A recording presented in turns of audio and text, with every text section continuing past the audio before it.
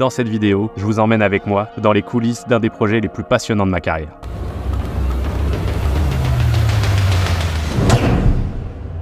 En février 2024, on m'a proposé de travailler sur l'un des plus gros projets de ma carrière en tant que motion designer. Un projet en collaboration avec un artiste de renom que vous connaissez tous, il s'agit de Philippe Catherine. La demande, c'était de réaliser et d'animer des visuels pour 3 surfaces de diffusion au cœur du quartier des spectacles de la ville de Montréal. Clairement, le type de projet qu'on ne peut pas refuser. Pour ce projet, je ne voulais pas faire les choses à moitié, car c'était une sacrée responsabilité que de réussir à comprendre et d'adapter un projet artistique aussi ambitieux et personnel que celui du Minionisme. C'est parti. Ah, ça va être énorme. Il va être partout en ville pendant plusieurs mois jusqu'à la fin du mois de septembre. Je suis en direction du bureau pour aller checker les derniers rendus. Aujourd'hui, c'est le jour J. C'est parti. C'est parti. Alors, reprenons depuis le début. Comment j'ai pu collaborer avec Philippe Catherine ? Alors, tout a débuté par un appel du quartier des spectacles de la ville de Montréal. C'est des clients réguliers, j'ai travaillé avec eux et collaboré plusieurs fois. Et donc, Dimitri du quartier des spectacles me contacte pour me demander si je serais intéressé potentiellement pour collaborer avec Philippe Catherine. Il m'indique qu'il va proposer plusieurs profils, de motion designer ou de studio, à Philippe Catherine et que c'est lui l'artiste qui va décider avec qui il veut collaborer pour un projet de diffusion vidéo, de projection vidéo. Moi je suis flatté, je dis que bien sûr ça m'intéresse et voilà, je reste un peu là-dessus et j'attends des nouvelles de la part du quartier des spectacles. Quelques semaines plus tard, je reçois un appel m'indiquant que Philippe Catherine a beaucoup aimé mon travail, notamment ce que j'ai pu réaliser pour Outernet à Londres. Il a beaucoup aimé mon style et il pense qu'on peut bien collaborer ensemble, donc il est ravi de pouvoir faire ce projet avec moi. Et c'était ça l'idée, c'était vraiment de collaborer ensemble sur ce projet. Donc j'étais très flatté, très intéressé de justement commencer, débuter, d'en savoir plus sur ce projet. Assez rapidement, Dimitri du quartier des spectacles m'a parlé du pendant Minionisme de l'œuvre de Philippe Catherine. En fait, moi je connaissais, comme la plupart d'entre nous, je connaissais Philippe Catherine pour son côté chanteur, pour le côté musicien, mais je ne savais pas qu'il était aussi sculpteur. Ce qui se passe donc, c'est que Philippe Catherine va envahir la ville de Montréal. C'est clairement comme ça qu'on me présente les choses. Au final, il va y avoir presque une vingtaine de sculptures dans la ville de Montréal, donc c'est quelque chose de très massif. Mais le minionisme, c'est pas que ça. En fait, le minionisme, c'est aussi tout un pendant graphique, 2D, il y a des peintures, des sculptures, de la photographie. C'est presque un projet dadaïste, mais qui est vraiment tourné autour de la personne de Philippe Catherine, qui est le seul représentant minioniste. C'est très intéressant, je demande si je peux avoir beaucoup plus de matériel, chose que je reçois des tonnes de photos, des livres, je reçois aussi des photos en HD, des sculptures, mais aussi des peintures. J'essaye vraiment de m'imprégner au maximum de ce qu'est le minionisme. J'étudie les œuvres fournies par les équipes de Philippe Catherine et à partir de ça, je détermine quelles sont les œuvres exploitables pour un projet de projection vidéo. Parce qu'il y a quand même une grosse différence entre le fait de créer des dessins et des sculptures et le fait de réussir à les faire vivre dans un autre format vidéo et en projection vidéo. Je sollicite aussi mes références en animation. Il y avait l'exemple de la Linéa qui me parlait particulièrement parce que je me rends compte que le minionisme et Philippe Catherine, il a vraiment un trait identifiable. C'est vraiment le trait de sa main et c'est quelque chose de tellement personnel, le trait d'un dessinateur, que je trouve ça très intéressant de pourquoi pas s'en servir.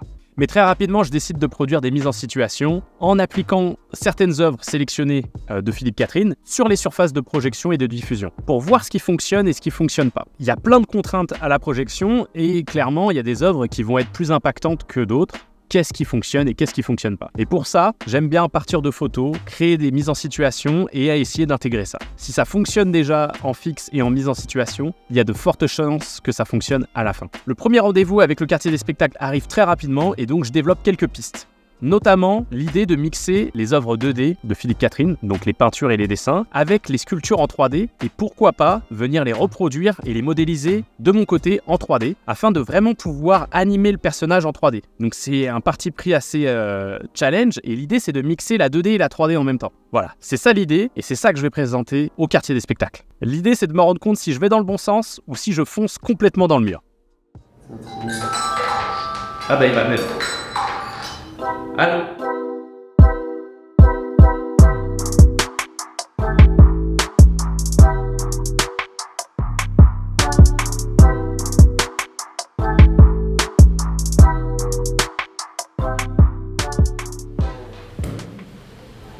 Ça, tu le sens bien? Ah non, mais il adore.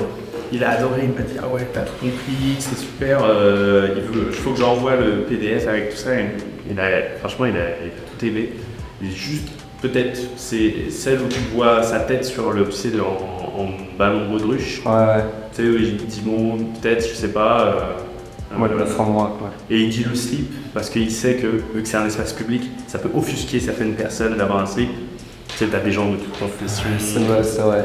Voilà, lui, il a le regard de aussi gérer la barde comme normal. Maintenant, eux, il faut qu'ils valident aussi à quel point ils sont dans l'échange et de ne pas rester sur oh, vous avez dit de faire ça et ça, on ne saura pas. Mais au moins d'avoir le soutien de ceux qui me commandent. Oui, c'est déjà ça. Plusieurs déjà, il y a moyen que. Après, je ferai des concessions, tu vois. Et puis, ouais, c'est le projet prend, c'est de plus en plus gros. Il me dit, mais il vont avoir une douzaine de statues en fait. Partout. Ça va être énorme. Alors, à la suite de ce premier rendez-vous, je suis déjà très confiant. On est sur la même longueur d'onde avec le quartier des spectacles, c'est une bonne chose. J'ai proposé quelque chose qui leur parle, qui leur plaît, et ils m'ont donné le go, donc pour pouvoir organiser un meeting avec Philippe Catherine et ses équipes. Mais avant de présenter mon travail, je ressens le besoin d'aller justement revisiter les différentes surfaces de diffusion. Pour moi, c'est important, après avoir travaillé un moment devant l'ordinateur, de retourner sur place, d'essayer de comparer en regardant mon téléphone et en regardant aussi le lieu, de voir les échelles, parce qu'on est quand même dans des projections et des diffusions dans des formats qui sont monumentales. C'est très important de toujours se confronter à la réalité. Je prête une attention toute particulière à la mosaïque d'écran parce que c'est la première fois que je travaille sur cette surface. C'est une mosaïque d'écran composée de 36 écrans plus d'une centaine de bandes LED. Donc il y a des lumières aussi. On peut les prendre en considération. Donc c'est vrai que c'est une nouvelle manière de faire, il y a certaines contraintes de diffusion, de format, donc c'est important de retourner sur place, de marcher, de revoir, de se rendre compte d'un point de vue humain, au niveau de l'échelle d'un humain, de ce que ça peut donner. Et ça me rassure aussi, je me rends compte que oui, ça va bien fonctionner. Je pense que j'affine légèrement un peu ma présentation, je prends en considération aussi les petites notes que j'ai pu avoir par le quartier des spectacles, et je me prépare à faire un nouveau meeting, et cette fois-ci avec les équipes de l'artiste.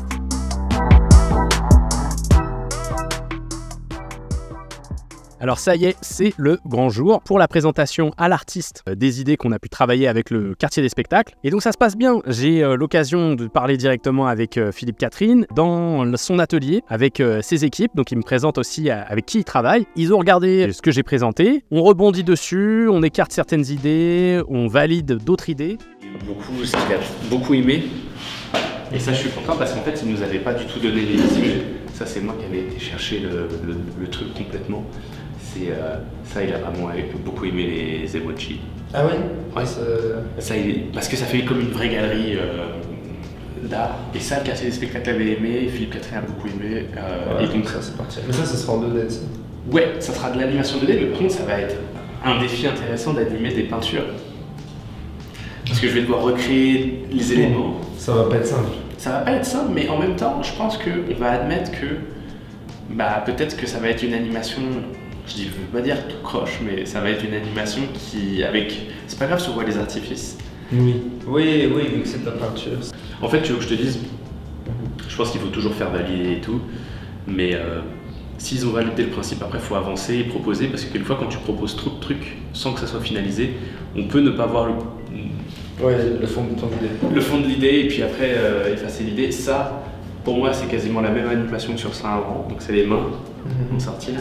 Mais tu sais, je le fais 3 fois. Au départ, c'est 1, puis il repart, puis 2, puis il repart, puis 3, puis après les 3 en même temps. Et tout ça, en fait, avec une même animation, tu arrives à donner un rythme, un tempo très cool, quoi. Parce que ça peut être de plus en plus comme si c'était des jeux, tu vois. Ça se peut vraiment. Par contre, c'est le quartier des spectacles. Je pense qu'ils auraient voulu que je le retire. Mais Philippe Catherine, il a dit oh, c'est génial le slip sur l'immeuble, c'est habillé d'un slip et tout. Ah oui?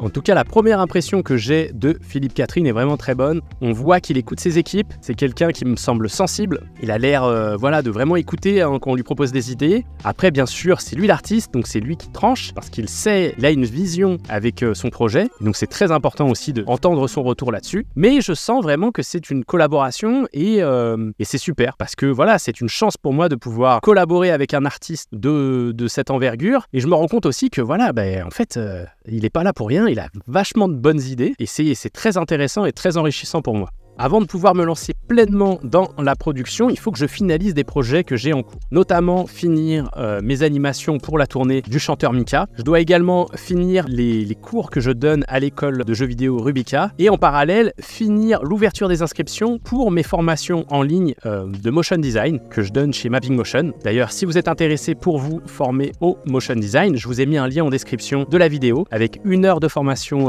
gratuite en vidéo. Donc voilà, je vous mets ça en description. Et c'est vrai qu'il va falloir finaliser tous les projets que j'ai pour vraiment me consacrer à 100%. Parce que vu le projet et vu l'envergure du projet et du temps que j'ai, il va falloir que je sois en full time sur ce projet.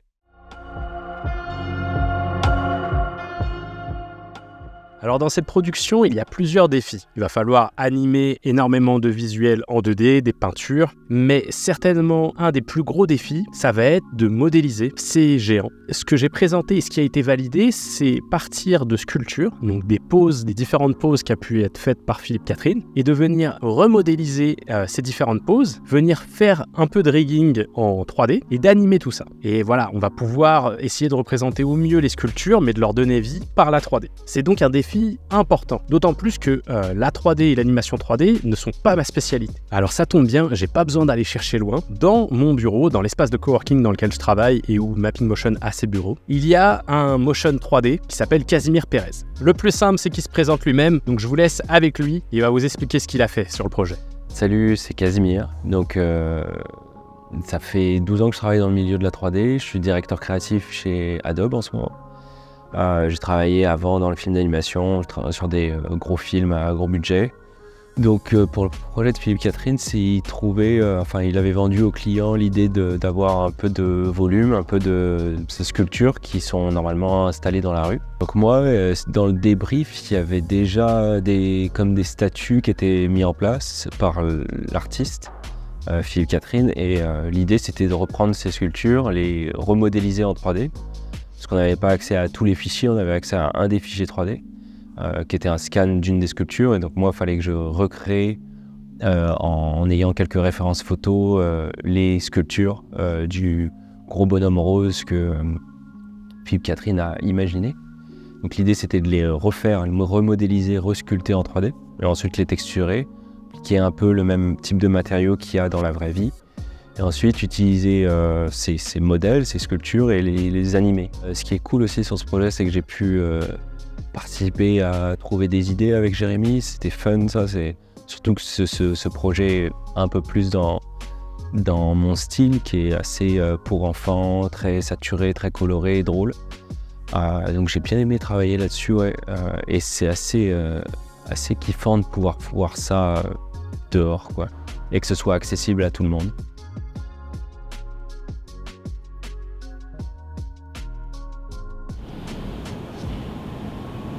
Au niveau de la production, il va y avoir une grosse... chaque surface a des caractéristiques différentes. Chaque surface a des résolutions différentes. Et ça fait que moi, il faut que je trouve comment je crée mes animations pour qu'elles puissent au maximum, idéalement, s'adapter le plus facilement possible sur chaque surface pour gagner du temps. Il y a toujours le workflow un peu à travailler, quoi. Le workflow que j'ai utilisé sur Internet, je vais pouvoir essayer de l'utiliser là. Mais je suis content, j'ai hâte de voir. Là, ça va être un mois de production. Là, la prod commence vraiment maintenant, quoi. Ouais, voilà, la prod commence maintenant, c'est ça.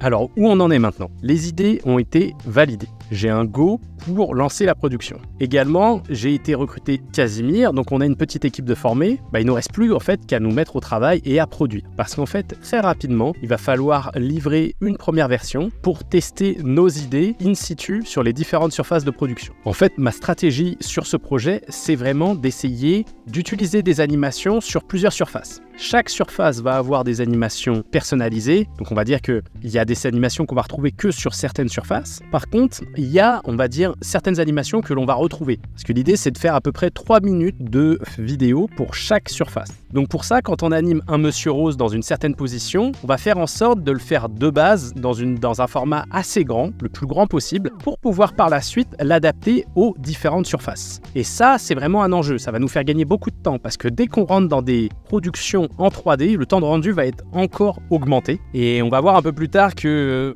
je vais me faire dépasser par les temps de rendu justement. Commencer par le plus dur, c'est toujours la stratégie que j'ai, de commencer par la surface la plus difficile. En l'occurrence, ça va être la mosaïque d'écran. Parce que la mosaïque d'écran, quand je regarde le template fourni, il faut vraiment exporter les 36 écrans séparés plus les LED. Donc c'est très gourmand. Imaginez que c'est à peu près 1 heure de rendu par écran. Donc d'ores et déjà, pour sortir le premier test sur la mosaïque d'écran, c'est à peu près 36 heures de rendu. Ce qui est super par contre, c'est d'avoir vraiment beaucoup de fun à animer ces belles créations. Moi je me rends compte en animant les dessins qu'il y a des récurrences dedans, il y a des choses super sympas à faire avec le trait des personnages. Mes références en animation sur l'alinéa me servent à ce moment-là. J'ai aussi beaucoup de plaisir à animer les peintures parce que elles sont très drôles, il y a toujours une symbolique derrière, on est dans quelque chose de complètement loufoque et c'est un plaisir de pouvoir travailler pendant plusieurs heures sur ce type de projet.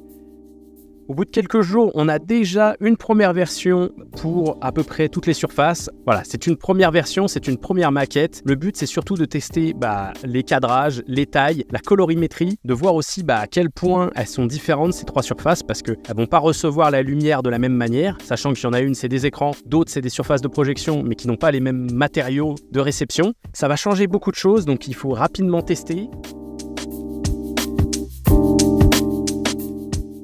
On vient de faire les premiers tests, le tout premier test de la mosaïque. Donc à la place des Arts, dans les sous-sols, à la sortie du métro. On a testé une première fois un peu les visuels, les rendus 3D, les animations 2D sur cette surface. Et c'est très bien, je suis content de comment ça rend. Déjà d'avoir établi le workflow. Parce que ça, c'était pas gagné. Il faut exporter en fait 36 écrans. À 35 écrans, les tubes, et que tout fonctionne, de savoir que les fichiers sont prêts, on va dire, le template, After Effects, tout ça c'est prêt. Et ça fonctionne. Donc maintenant, il n'y a plus qu'à s'amuser à animer le plus qu'il peut. Le rendu final, c'est le 2 mai. On est le 16 avril. Donc il y a 20 jours. Ouais, on a 3 semaines. 3 semaines. On a 3 semaines pour faire 3 surfaces. Donc ça va aller, t'es confiant? Oui, quand même. Et puis c'est une fois que on va dire que les premiers tests sont passés, on sait on va dire que toutes les boîtes sont créées, le workflow est établi et on peut déjà prendre des décisions et finalement c'est en faisant qu'on a de plus en plus d'idées, donc on risque même de se retrouver un petit peu frustré à vouloir faire des nouvelles choses au fur et à mesure de chaque test. Mais il va falloir se cantonner à 3 minutes, 5 minutes. Et ça va être un projet hyper valorisant dans le sens où ça va être diffusé jusqu'à la fin septembre.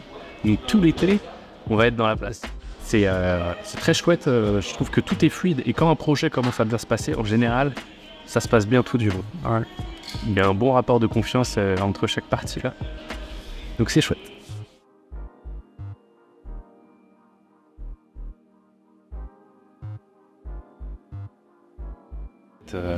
J'ai changé de stratégie pour les transitions. En fait, mon idée principale, c'était d'utiliser un mélange entre des dessins de Philippe Catherine et des photos de son visage pour créer des petits personnages qui allaient remplir l'écran et permettre de faire des entrées et des sorties, qui allaient permettre de pouvoir masquer et révéler les différents plans. Donc c'était comme un principe d'overlay, donc de transition par masquage. Cependant, à cause d'un problème contractuel, ces dessins sont la propriété d'un autre client. Donc à la place, l'idée c'est de faire des rideaux. On va mettre un rideau et pour faire passer d'une scène à l'autre. Ouais. On va l'ouvrir, on va le faire descendre. Donc ça permet de faire ce qu'on appelle des transitions overlay. On vient vraiment mettre quelque chose au-dessus de notre métrage, remplacer le métrage en dessous, puis comme ça on pourra avoir différentes poses. Donc ça peut être un peu plus simple quoi. Ça va être plus simple. Après, je trouve que ça se justifie très bien. Parce que on est au quartier des spectacles. C'est l'endroit où il y a la concentration de toutes les salles de théâtre, de concert. Donc le rideau, c'est intéressant. Et puis bien sûr, ça va être un rideau rose. Donc l'idée du rideau rouge, mais transformé en rideau rose, finalement convainc à peu près tout le monde. On fait valider ça et on commence à tester de créer ces rideaux en 3D.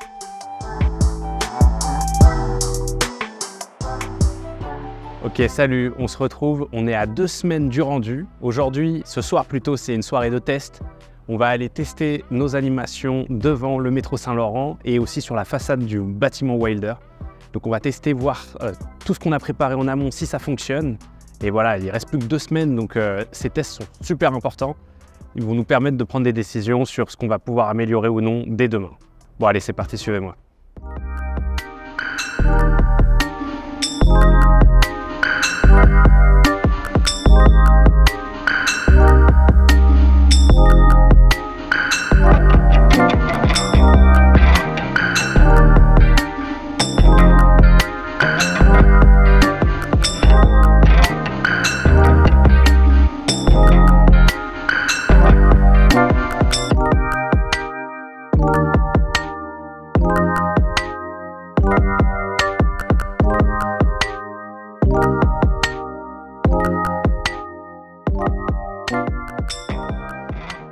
Bon bah ça y est, on vient de finir les tests. On a regardé à la fois le métro Saint-Laurent et à la fois le Wilder et franchement, je suis content du résultat. J'ai pris pas mal de petites notes. On a pu tester des nouvelles choses, donc ça fait vraiment plaisir. Il y a des choses qui marchent. Globalement, ça fonctionne. Mais j'ai pu aussi faire des tests de saturation, voir chaque surface est différente. Donc je suis content d'avoir pu envoyer plusieurs versions de chaque animation. Et donc maintenant, je vais pouvoir retourner au bureau dès demain matin, retravailler. Et puis surtout, préparer aussi pour la mosaïque, pour vraiment pouvoir faire une deuxième version de la mosaïque, beaucoup plus complexe, avec beaucoup plus d'export 3D. On prépare des choses qui sont spécifiques à chaque surface, donc on a très hâte aussi de tester ça. Donc vu qu'on a des tests chaque semaine et qu'on a des dates de rendu qui arrivent très rapidement, on n'a pas de temps à perdre. Donc on a les footages, on a filmé, on va pouvoir débriefer aussi au bureau avec Casimir et regarder tout ça. Mais voilà, c'est bien parti. Il nous reste 2 semaines. Normalement, on va pouvoir amener le projet vraiment au niveau supérieur encore. Alors après cette deuxième phase de test, c'est la dernière ligne droite. Il n'y aura plus de test après ça, ça sera la présentation face au public. Donc il faut vraiment affiner au maximum. On exporte pendant la nuit, on regarde le matin, on réexporte le lendemain. Et ça pendant 2 semaines. Pendant ce temps-là, dans les médias, on commence à parler du projet. Sur Radio-Canada, ils ont annoncé que Philippe Catherine allait justement exposer tout l'été dans la ville de Montréal. Et ils balancent également mon nom en disant que je collabore avec Philippe Catherine sur toute la partie projection vidéo. Donc voilà, les choses prennent forme, elles sont déclarées. Moi, j'ai annoncé ça à personne et je reçois des messages en me félicitant. Ça met un peu la pression en même temps parce que voilà, le projet n'est pas encore complètement fini. Donc, on prend ça un peu comme de la force. On essaye de se couper un petit peu aussi des réseaux sociaux pour pas être un petit peu pollué par tout ça. Et on se concentre sur ce qu'on a à faire, c'est-à-dire produire, animer, exporter. Rendu dans les 4 derniers jours, là on est vraiment dans le dernier quart-temps, je me rends compte d'un problème de rendu. En fait, ce qui se passe, c'est que les derniers exports 3D de Casimir sont avec beaucoup plus de résolution, beaucoup plus de pixels. Mais par répercussion, ça fait que les 36 écrans que je dois sortir pour la mosaïque, au lieu de prendre 1 heure par écran, finissent par prendre plus de 4 heures par écran. Donc ça fait un x4 en temps de rendu. Et donc à 4 jours de l'échéance et de la première, je me rends compte que je ne vais pas pouvoir livrer. Je ne vais pas pouvoir livrer la mosaïque. Ça m'indique un temps de rendu de presque 6 jours alors qu'on est à 4 jours de la cérémonie. Là, ça va être très compliqué. Petite panique. Je suis obligé de retourner au bureau pendant la fin de semaine. J'essaye de trouver des solutions. Je fais des pré-exports. Je regarde aussi ce qui est nécessaire. Est-ce que véritablement le gain en pixels est vraiment visible ? Est-ce que ça vaut le coup de relancer certains rendus? Donc voilà, je dois prendre des décisions assez rapidement parce que le temps m'est compté. Heureusement, je trouve des solutions en exportant certaines parties j'arrive à quand même diminuer le temps de rendu à 2 jours. Donc bon, je me mets des rappels. En fait, sur les dernières versions de After Effects, je me mets des rappels. Ça fait qu'à chaque rendu livré, ça m'envoie une notification. Donc je peux suivre à distance, même quand je suis chez moi, si les rendus sont passés. Ça me permet de garder un peu un œil sur toute la livraison des différents rendus. Et finalement, on se retrouve le jour J. Et là, heureusement, tout est livré auprès du quartier des spectacles. Mais ça s'est joué quelques heures près. Et quand je vous dis quelques heures, c'est vraiment quelques heures. J'ai été chercher les derniers rendus le matin même. Bon les amis, ça y est, c'est le jour J. J'ai hâte de voir le résultat. Là, il est 8h du matin, je me dirige au bureau pour aller checker les derniers rendus. Il y avait dans les tests d'hier, il y avait quelques pixels qui gênaient un peu. Ah, désolé pour le bruit. Il y avait quelques pixels qui gênaient un petit peu. Donc voilà, je suis en direction du bureau pour aller checker les derniers rendus. Aujourd'hui, c'est le jour J. J'ai hâte de voir tout ça. Et donc à midi, ça va être l'inauguration. Donc je passe au bureau et après, direction le quartier des spectacles. Les jours qu'on suivit, on peut vraiment dire que Montréal a vécu à l'heure du millionnisme. Entre les rencontres avec la mairesse de Montréal, les entrevues à la radio et à la télé, Philippe Catherine était partout. Il y avait aussi un concert privé auquel j'ai pu assister. J'ai même eu l'occasion de dîner avec lui et les équipes. C'était vraiment un grand moment de célébration. Tout le monde était content du résultat. Le public a commencé à découvrir les Monsieur Rose. Il y a eu énormément de bons retours sur nos créations, sur le parcours complet du millionnisme. Ça a été vraiment une très belle célébration, un très beau projet et je vous montre tout de suite le résultat en images avec une captation qui a été réalisée des différentes surfaces de projection.